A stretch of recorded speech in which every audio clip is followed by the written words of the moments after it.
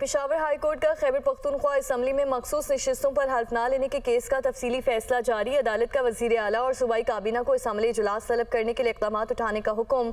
आइन के आर्टिकल 105 के तहत 14 दिन के अंदर KP असम्बली का इजलास तलब किया जाए।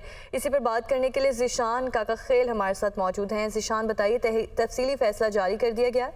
जी बिल्कुल, पेशावर हाई कोर्ट ने खैबर पख्तूनख्वा असम्बली के जो मखसूस नशिस्तों पर वकील से हक न लेने का जो मामला था उस पर तफसीली फैसला जारी किया है। 24 सफ़ात पर मुश्तमिल ये फैसला है और ये फैसला पेशावर हाई कोर्ट के जस्टिस SM अतीक शाह ने तहरीर किया है। अदालत ने वज़ीर आला खैबर पख्तूनख्वा और काबीना को जो है 14 दिन के अंदर अंदर इजलास बुलाने की हिदायत की है और यही कहा है कि ज़रूरी इक़दाम करके खैबर पख्तूनख्वा असम्बली का इजलास तलब किया जाए और जो मखसूस नशिस्त पर मुंतखब अपोजिशन जमातों के अरकान हैं उनसे हल्फ भी लिया जाए।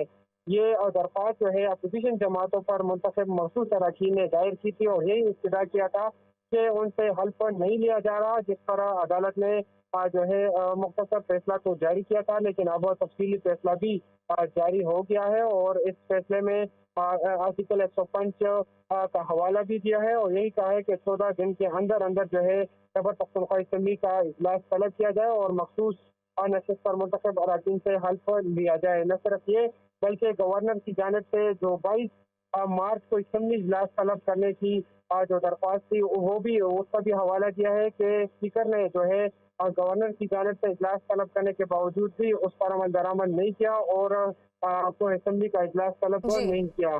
तो अब जो है 14 दिन के अंदर अंदर इजलास तलब करना। बहुत शुक्रिया ज़िशान आपका।